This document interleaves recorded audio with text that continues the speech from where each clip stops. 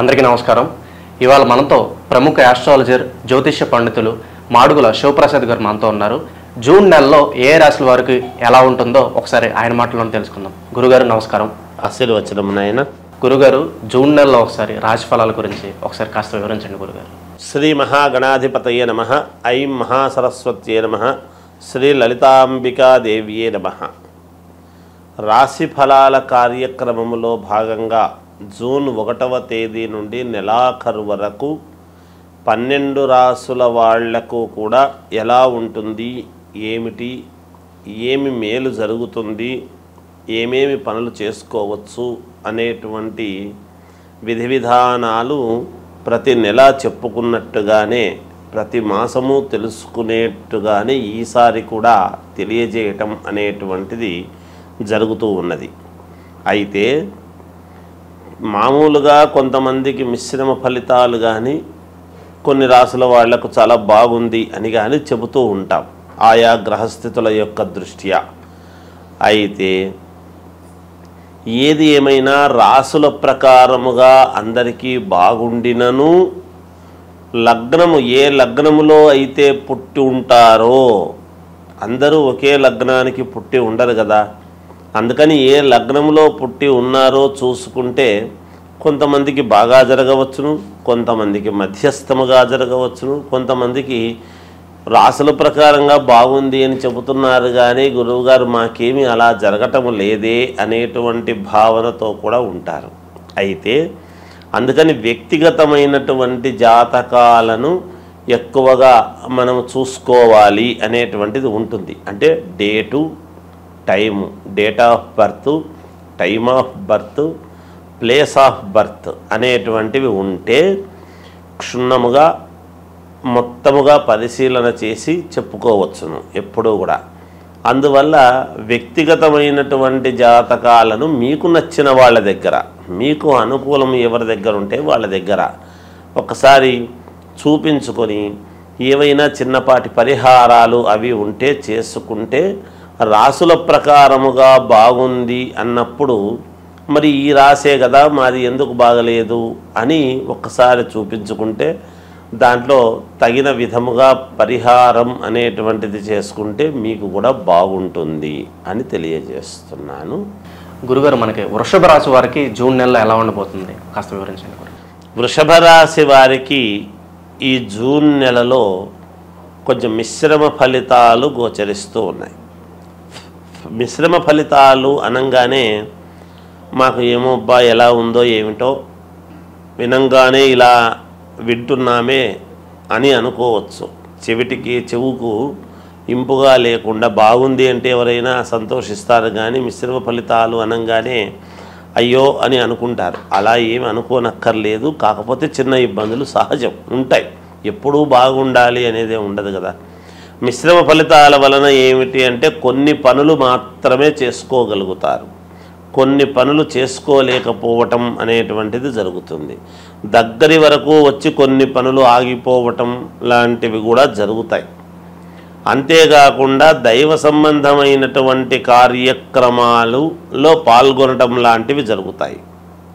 వృషభ రాశి వాళ్ళు గతంలో చేసినటువంటి వాళ్లకు ఉపకారం చేసి ఉంటే వీళ్లకు అనవసరంగా నేను చేశానే, అనవసరంగా కొంతమందికి చెయ్యకుండా పోయినానే, మంచి అనేటువంటి చోట చేయకుండా పోయి ఎవరికో చేశామే అనవసరంగా అని కించిత్ మానసికమైనటువంటి క్లేశం అనేటువంటిది జరగవచ్చును. మానసిక క్లేశం అంటే ఏమిటి అంటే బాధ. ఒకవేళ మానసిక క్లేశం అంటే అర్థం కాకపోవచ్చు, మనస్సుకు బాధ కలగవచ్చు కొద్దిగా. అదొకటి. సమయానికి డబ్బులు అందటం అనేటువంటిది కొన్ని వాటికి అందుతుంది, కొన్ని వాటికి అందకపోవటం వలన చిన్న ఇబ్బందులు, అది కూడా ఒకటి ఉంటుంది. మాట్లాడేటప్పుడు ఎవరితోనైనా సరే కొంచెం జాగ్రత్తగా ఆచితూచి మాట్లాడితే మేలు జరిగే విషయం కొంచెం ఎక్కువగా ఉంటుంది. మేలు జరగటానికి అవకాశాలు ఎక్కువ. అంటే మనం మాట్లాడుతున్నప్పుడు జాగ్రత్తగా మాట్లాడాలి. ఎవరిని మాటే కదా, ఎవరితో మాట్లాడినా ఇబ్బందులు వచ్చేది. అందువలన అది గుర్తుపెట్టుకొని చేసుకోవాలి. శుభకార్యాలకు కావాల్సినటువంటి ప్రయత్నాలు అనేటువంటివి చేయవచ్చును. కొంతవరకు అనుకూలించేటువంటి విధానముగానే ఉంటుందిగాక యథావిధిగా ఉద్యోగాలు చేసుకునేటువంటి వాళ్ళు చేసుకుంటూ ఉంటారు. అలాగే కొత్తగా ఉద్యోగాలు కావాలి అనుకునేటువంటి వాళ్ళు ప్రయత్నాలు చేసుకోవచ్చు. ప్రయత్న లోపం అనేటువంటిది ఎప్పుడూ ఉండొద్దుగాక. ప్రయత్నం చేస్తేనే కదా ఏదో ఒక రోజుకు సఫలీకృతం అనేది అవుతుంది. అందువల్ల చేయవచ్చును. ఈ మాసములోనే మీకు సత్ఫలితాలు అందుతాయి అనడానికి ఉండకపోవచ్చు. అలాగే విదేశాలకు వెళ్ళాలి అనుకునేటువంటి వాళ్ళు కూడా ప్రయత్నాలు చేయవచ్చును, తప్పు లేదు. కొంతవరకు సఫలీకృతులు అవుతారు గాక, ఇబ్బంది ఉండదు. అయితే మాకు తెలుసులే, ఏముందిలే, ఒకరు చెప్పేది ఏముందిలే అని కాకుండా జాగ్రత్త వహించి 1-2 సార్లు మిమ్మల్ని మీరు మననము చేసుకొని మీరు చేసేటువంటి పనుల్లో కూడా అనుకూలం చూసుకొని ముందుకు వెళితే బాగుంటుంది గాక. వ్యాపారము చేసుకునేటువంటి వాళ్ళు యథావిధిగా వ్యాపారాలకు తగినంత లాభం మాత్రమే వస్తుంది. ఎక్కువగా విపరీతమైనటువంటి లాభాలు వస్తాయి అని అనటానికి ఉండదుగాక అనేది గ్రహించాలి. కుటుంబ పరంగా ఎలా ఉంటుంది వృషభ రాశి వారికి? వృషభ రాశి వారికి కుటుంబ పరంగా అంటే గతంలో మీ మాటకు విలువ ఇచ్చి మీరు చెప్పిందంతా కూడా నడవవచ్చును. ఇప్పుడు ఈ మాసములో కొంచెము సరే చూద్దాములే అనేటప్పటికీ చిన్న బాధ కలగవచ్చు. మీకు నా మాట ఎవరు వినలేదే, ఎవరు వినకుండా పోతున్నారే అనేటువంటి ఇది కలగొచ్చు. అది అలా అంతే, ఏం లేదు. అలా ఏమి మిగతా ఇబ్బందులైతే ఎలాంటివి ఉండవుగాక, మిగతాదంతా బాగానే ఉంటుంది గాక. అలాగే విద్యార్థులకు చాలా యోగదాయకముగా ఉంటుంది, వాళ్ళకేం ఇబ్బంది ఉండదు. అట్లాగే సినిమా రంగంలో ఉండేటువంటి వాళ్ళు కొన్ని జాగ్రత్తలు తీసుకుంటే మంచిది. అలా రాజకీయాలలో ఉండేటువంటి వాళ్లకు మాత్రం చాలా అనుకూలముగా ఉంటుంది ఈ రాశి వారికి అనేటువంటిది తెలియజేస్తూ, గురుగారు మనకి పంచగ్రహ కూటమి అంటే ఏంటి, మనకి ఏ రాశుల వారికి ఈ పంచగ్రహ కూటమి ప్రభావం అనేది పడుతుంది, అలాగే వీళ్ళకి కలిసి రావాలంటే ఏ పరిహారాలు చేసుకుంటే మంచిది, కాస్త వివరించండి గురుగారు. పంచగ్రహ కూటమి అనేటువంటిది 6వ తారీఖు మనకు 6వ నెల అంటే జూన్లో వస్తూ ఉన్నది. గురువారం నాడు వచ్చినది. అయితే ఈ పంచగ్రహ కూటమి అనేటువంటిది గతములో కూడా ఒకసారి 2013 ఆ సమయంలో వచ్చింది అనేటువంటిది ఉన్నది. ఈ షష్టగ్రహ కూటమి అనేటువంటిది, పంచగ్రహ కూటమి అనేటువంటివి ఈ కూటములో అనేటువంటి వచ్చినప్పుడు ఏమవుతుంది అంటే, బలమైనటువంటి గ్రహాలు ఎప్పుడైతే ఒక చోట ఒకే రాశిలో కలుస్తాయో ఆ ప్రభావము ఎవరెవరి మీద ఉంటుంది, మంచి ప్రభావం ఉంటుందా, చెడు ప్రభావము ఉంటుందా అనేటువంటిది ఉంటాయి. అటు ఉంటాయి, ఇటు ఉంటుంది గాక. కొన్ని రాశులకు కొన్ని గ్రహాలు వేములో పడ్డప్పుడు ఆ వ్యతిరేక ఫలితాలు అనేటువంటివి చూపిస్తాయి. అంటే ఇబ్బందులు కలిగినప్పుడు ఇబ్బందులు చూపిస్తాయి. సవ్యమైనటువంటి చోట మిత్రుడి స్థానంలోనూ అనుకూలమైనటువంటి స్థానంలో ఉన్నప్పుడు అనుకూలవంతమైనటువంటి చూపిస్తాయి. అవి ఏ గ్రహాలు అనేటువంటిది ఒక్కసారి మనం ఆలోచన చేసుకోవాలి. ఏమిటి అంటే, రవిచంద్రులు కాలగమనానికి 2 అనుకూలమైనటువంటివి. ఉదయము మామూలుగా సూర్యుడి యొక్క ప్రభావము, రాత్రికి చంద్రుడి ప్రభావము. ఈ 2 కాలాన్ని నిర్ణయించేటువంటివి కాబట్టి ఈ 2 గ్రహాలు ఒక చోట ఉంటే బుధ ఆదిత్య యోగం అనేటువంటిది మన అందులో బుధుడు కూడా ఉన్నాడు. రవి బుధులు ఉండేటువంటి దాని వలన బుధాదిత్య యోగం అనేటువంటిది కూడా ఉన్నది. అలాగే శుక్రుడు అక్కడే ఉన్నాడు, గురువు అక్కడే ఉన్నాడు. మొన్ననే 1వ తారీఖు వృషభంలోకి గురువు వచ్చినటువంటి సంగతి కూడా అందరికీ తెలిసిండేటువంటిదే. అందువలన ఇవి 5 గ్రహాలు అంటే గురువు, శుక్రుడు, బుధుడు, రవి, చంద్రుడు. ఈ 5 గ్రహాలు ఒకే చోట ఉండేటువంటి దాని వలన కొన్ని రాశులకు మహాద్భుతమైనటువంటి యోగం అని ఉన్నది. ఈ గ్రహాలు యోగాన్నిచ్చేటువంటి వాళ్ళ రాశులు ఏవేవి అని మనం ఒక్కసారి గనక చూసుకున్నట్టయితే, మేషరాశి వాళ్లకు మహాద్భుతముగా ఉండబోతున్నది. కర్కాటక రాశి వాళ్లకు మహాద్భుతముగా ఉండబోతున్నది. కన్యా రాశి వాళ్లకు మహాయోగవంతముగా ఉండబోతూ ఉన్నది. వృశ్చిక రాశి వాళ్లకు చాలా అంటే చాలా బాగుండబోతున్నది. అలాగే మామూలుగా మకర రాశి వాళ్లకు కూడా చాలా బాగా ఉండబోతున్నది. ఇక కుంభరాశి వాళ్లకు కూడా కొంతవరకు బాగానే ఉంటుంది.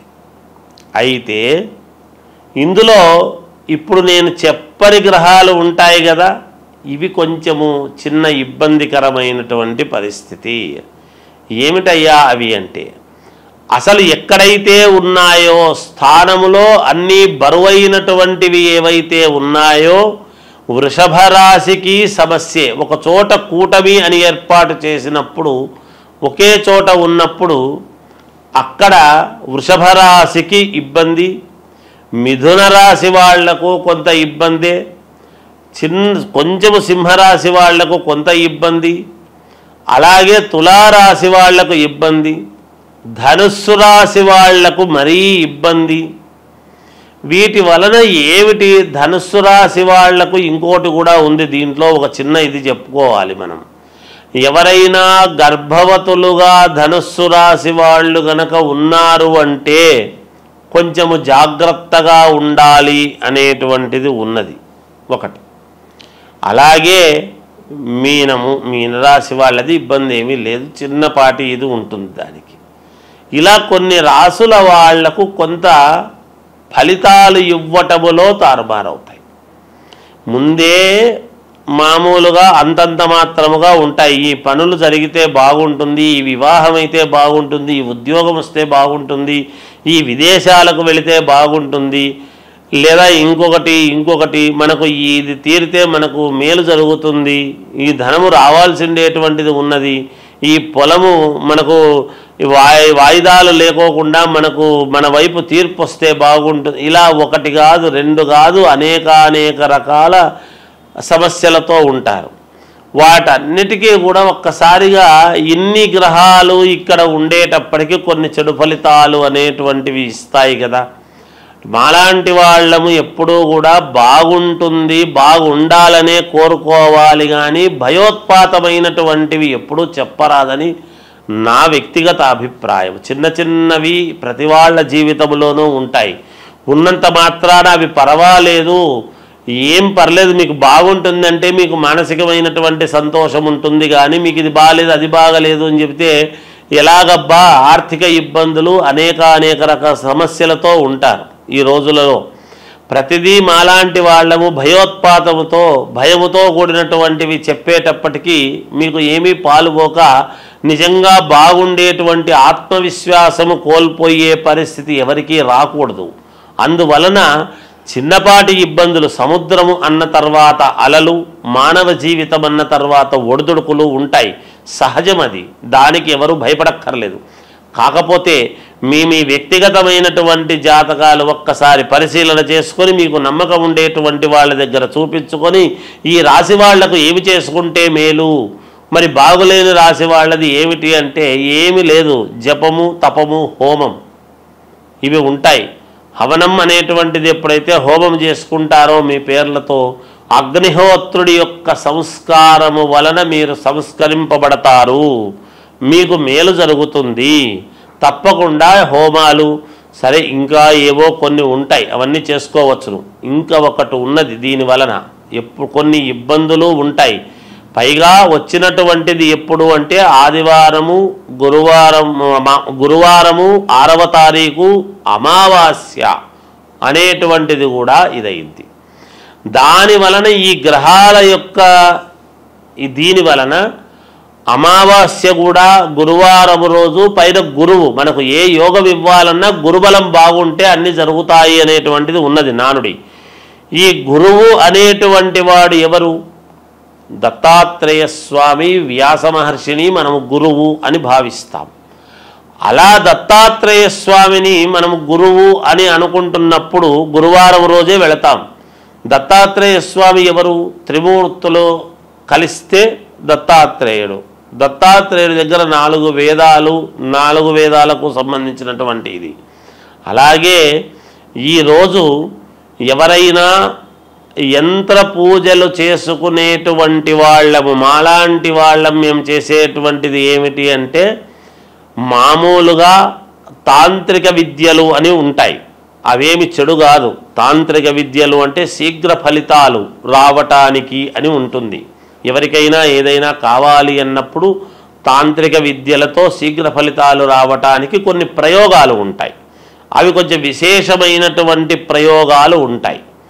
మనకు అనుకూలముగా జరగటానికి ఒక పని అనేటువంటిది చేసుకోవటానికి అది మనము ఏదైనా ఒక పని మన వశం కావాలి అని అనుకున్నప్పుడు, వశము కావాలి అంటే అందరూ తప్పు అర్థం చేసుకుంటుంటారు. ఏదో అనవసరమైనవన్నీ మన వశం కావాలి చెయ్యాలి అని అనుకునేటువంటి ఇది ఉంటుంది. అలా ఉండకూడదు ఎప్పుడూ కూడా.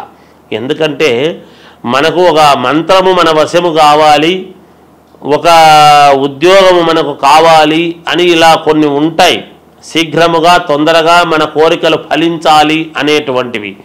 అలా శీఘ్ర ఫలితాలు రావటానికి యంత్ర పూజలు అని ఉంటాయి. అవి మేము ఇటువంటి రోజులు మేము దాన్ని చాలా జాగ్రత్తగా వాడుకుంటాము గాక, పోగొట్టుకోకుండా. ఎందుకంటే మమ్మల్ని నమ్మి మాకు ఈ పని కావాలి అని ఎంతోమంది అడుగుతూ ఉంటారు కాబట్టి వాళ్ళ పనులు సక్రమముగా నెరవేరాలి అన్నప్పుడు ఇలాంటి సమయాలు చాలా యోగవంతమైనటువంటి సమయం. ఈ సమయాన్ని మేము పోగొట్టుకోకుండా జాగ్రత్తగా శీఘ్ర ఫలితాలు రావటానికి కొన్ని ప్రయోగాలు చేసుకోవటానికి ఈ సమయము, ఈ పంచగ్రహ కూటమి అనేటువంటిది చాలా ముఖ్యమైనటువంటిది. మీరు కొన్ని సినిమాల్లో చూస్తుంటారు, ఫలానా రోజు ఒకే లైన్లోకి గ్రహాలన్నీ వస్తుంటాయి అంటే ఈ కొంచెము ఏవేవో కొన్ని వీటికి సంబంధించినటువంటివి అవన్నీ ఇగో ఇలా వస్తుంది, ఈ వజ్రం వస్తుంది, ఇవి దొరుకుతాయి, ఈ నిధులు ఇలా ఉంటాయి అనేటువంటివి వింటూ ఉంటాం. అవన్నీ ఊరికే కాదు, నిజంగా కూడా శాస్త్రాలలో ఉన్నటువంటివే. ఎవరు సినిమాలు కూడా తప్పుగా తీయరు.